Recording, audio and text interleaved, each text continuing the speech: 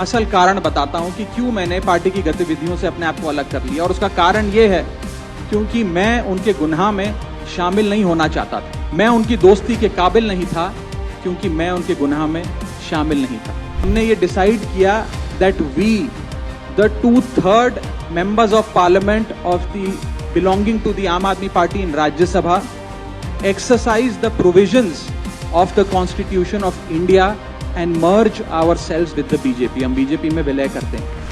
राघव चड्ढा की जाति और सामाजिक पृष्ठभूमि की बात करें तो वो एक पंजाबी खत्री परिवार से संबंध रखते हैं और उनकी विशिष्ट जाति खुखरयान वर्ग के अंतर्गत आती है। चड्ढा उपनाम मुख्य रूप से भारत के पंजाब और उत्तरी राज्यों में पाए जाने वाले हिंदू और सिख समुदायों का एक अभिन्न हिस्सा है। सामाजिक संरचना में इसे एक उच्च और गौरवशाली जाति का दर्जा प्राप्त है, जो कि सदियों से व्यापार, वाणिज्य और शासन व्यवस्था से जुड़ी रही।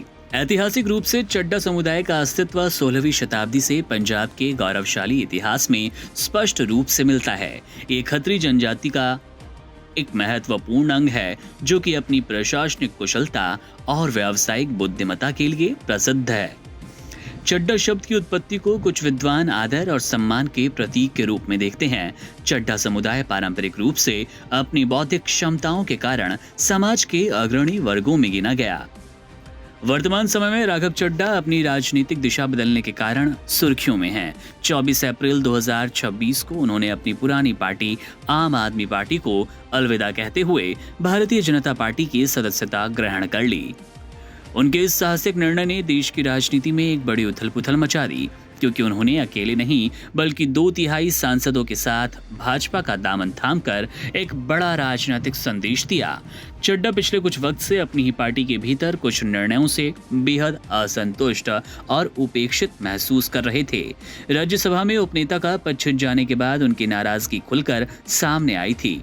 उन्होंने सार्वजनिक मंचों पर यह स्वीकार किया कि उन्हें अपनी बात रखने का पर्याप्त अवसर नहीं मिल रहा और उन्हें जानबूझकर मौन रहने पर विवश किया गया, जिससे वे अपनी ही पार्टी में घुटन महसूस कर रहे थे।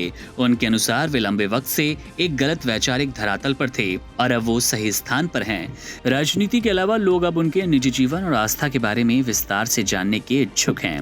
राघव चड्ढा सनातन हिंदू धर्म के अनुयायी हैं और उन्होंने कई बार सार्वजनिक रूप से अपनी धार्मिक पहचान को गर्व के साथ स्पष्ट किया। उनके जीवन में धर्म और संस्कृति का गहरा महत्व है, जिसे उनकी परिणीति चोपड़ा के साथ हुई शादी में भी स्पष्ट रूप से देखा गया। ये विवाह पूर्णतः पारंपरिक हिंदू रीति रिवाजों और पवित्र मंत्रोच्चार के बीच संपन्न हुआ था। उनकी पत्नी परिणीति चोपड़ा भी हरियाणा के अंबाला के एक प्रतिष्ठित पंजाबी हिंदू खत्री परिवार से संबंध रखती हैं।